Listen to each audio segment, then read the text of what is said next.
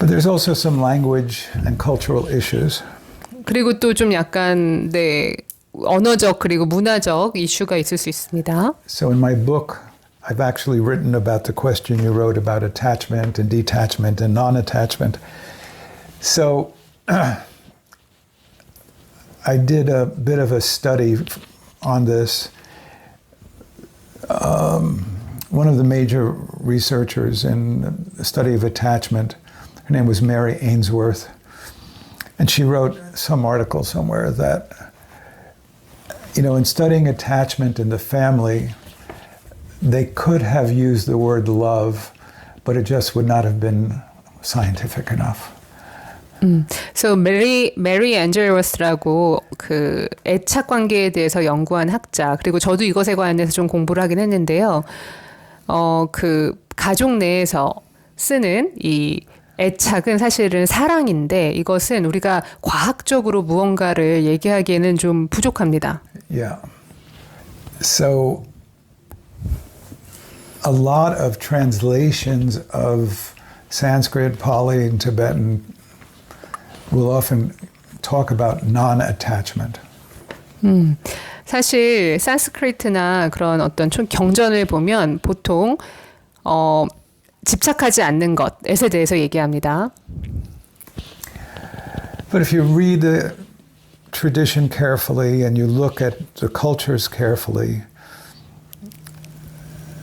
they were all in favor of especially the love relationship between a mother and a child or a parent and a child.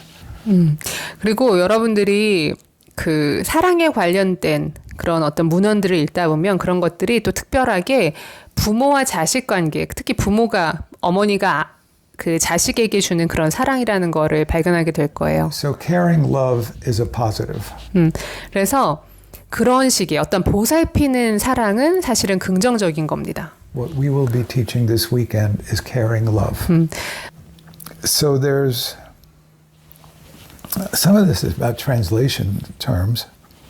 네, 이런 것들은 약간 그 용어에 대한 해석인데요.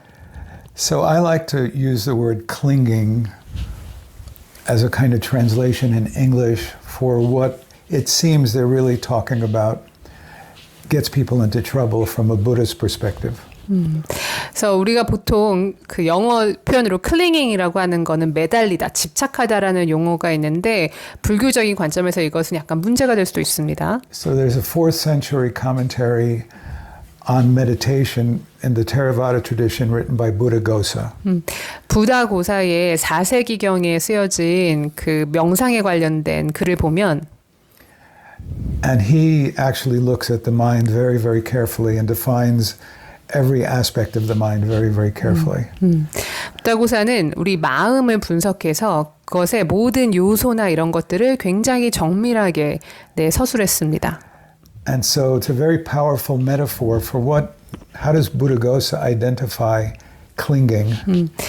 그래서 부다고사가 이 집착, 매달리는 것에 대해서 사용한 비유는 You take a iron skillet and you make it red hot.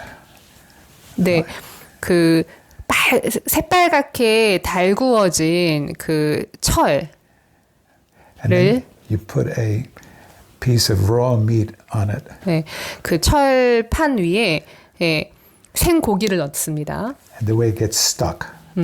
그럼 그것이 붙죠. 그 철판 위에. That's clinging. 네, 그게 바로 매달리는 거 집착입니다. So we all know how we get stuck on things. 우리는 모두 우리가 어떻게 무언가에 집착하는지 다 알고 있어요. The issue for the Buddhist perspective is the stuckness. 그래서 문제가 되는 것은 여기에 걸리는 겁니다. 여기에 그 멈춰 있는 거예요. Yeah. So you really need to discriminate. If we're saying attachment in Buddhist language or clinging, it's that stuckness. 그래서 우리는 그 불교적 관점에서는 그 집착을 이렇게 고정되는 것, 뭔가 이제 걸리는 것 이렇게 봅니다. Now, many people read this and they go in English we have the word which Jo-Yun used, detachment. And sometimes people get into a kind of pushing everything away kind of frame as their understanding of what non-attachment means. It's kind of like a pushing away everything, it's like freezing everything out. 그리고 우리 조영 기자님께서 여기서 탈집착 뭐 이렇게 표현해야 될까요? 그래서 집착하지 않는 것에 대해서도 얘기해 주셨는데 그것을 어떨 때 대부분의 사람들이 이렇게 생각합니다. 뭔가 밀어내는 것. 네. And there can be certain psychological predispositions that lead people to that positioning. 그리고 어떤 심리적 상황에서는 사람들이 그런 상태를 경험하곤 합니다. 모두를 다 밀어내는 것. So I personally prefer non-attachment to detachment. 그래서 저는 디태치먼트보다 뭔가 무관여, 뭐 이렇게 무관심 같은 말보다 non-attachment, 뭐 집착하지 않음, 뭐 이렇게 표현하고 싶습니다.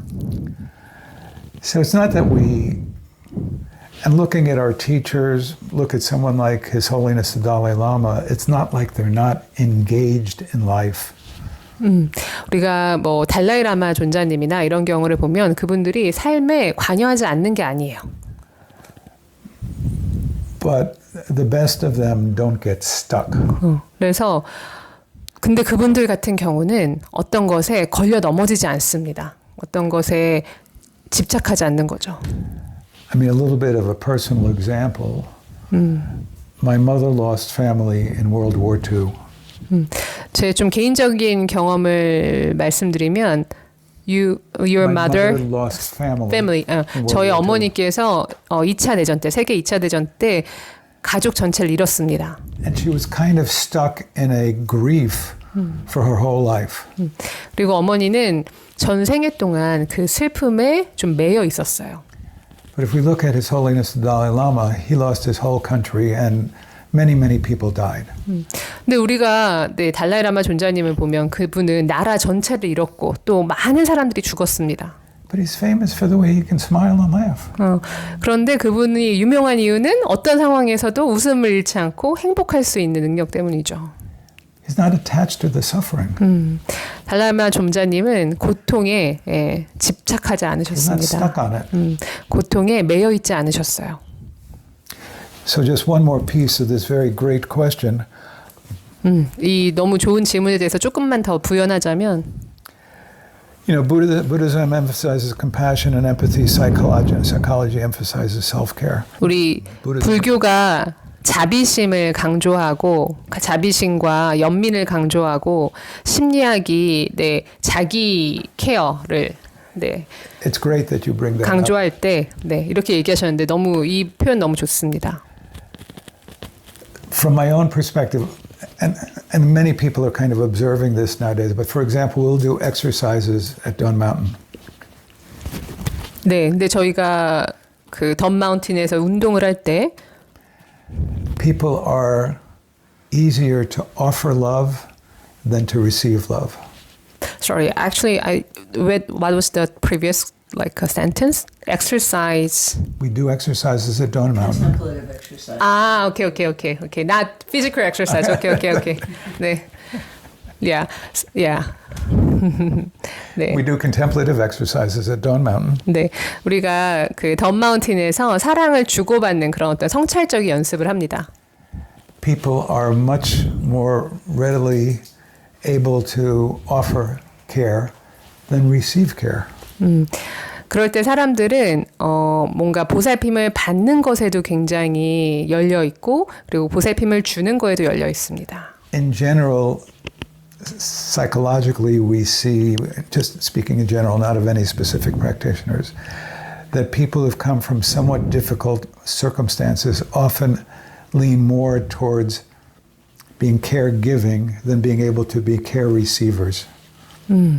우리가 일반적으로 봤을 때 사람들은 조금 더 보살핌을 주는 거에 익숙해져 있습니다. 그런데 보살핌을 줌으로써 또 보살핌을 받는 것에도 점점 익숙해져 갑니다.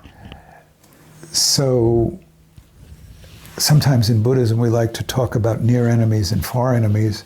A near enemy of becoming a Buddhist in the modern West is you focus too much on compassion to the expense of taking care of yourself. I think I don't get it. Okay. So one of the faults for modern Westerners, they hear about the traditional teachings on compassion. The near enemy of those teachings is that people ignore taking care of themselves and they get thoroughly oriented towards caring for others. 그래서 우리 불교의 가르침을 듣는 이 전통적 불교의 가르침에는 가까운 적과 그리고 멀리 있는 적에게도 사랑을 보내는 게 있는데 우리 현대에서 와서는 보면 그 다른 사람들에게 컴패션이나 사랑을 주느라고 자기에게 주는 걸 잊어버리는 경우가 있습니다. So it's a very sensitive question because when we teach, we emphasize that people love themselves as a basis for caring for others. 그래서 좀 복잡한 얘기일 수 있는데 우리는 우리 자신을 사랑하는 법을 배워야 다른 사람을 또 사랑할 수 있는 방법도 배울 수 있습니다. So it's not either or, it's both. 그거는 그래서 둘 중에 무언가 하나가 아니라 둘 다 모두 해야 되는 일입니다. But my own sense is that when modern Westerners listen to, let's say, a traditional teacher, they can get lost in compassion for other, compassion for other, compassion for others, and they get lost, and it can be very psychologically dangerous. 그래서 저의 관점에서 보자면 현대적으로 우리가 예를 들어 그 고대의 가르침인 다른 사람들을 위한 자비심을 계속 얘기하면 현대인들은 다른 사람들에게 자비심을 주느라 자기 자신을 잃어버릴 수도 있습니다. 이건 좀 문제가 될 수 있죠. Sorry for taking so long. 너무 큰 질문을 해가지고. 죄송합니다. Big question. It was a long big answer. question. 예, 예.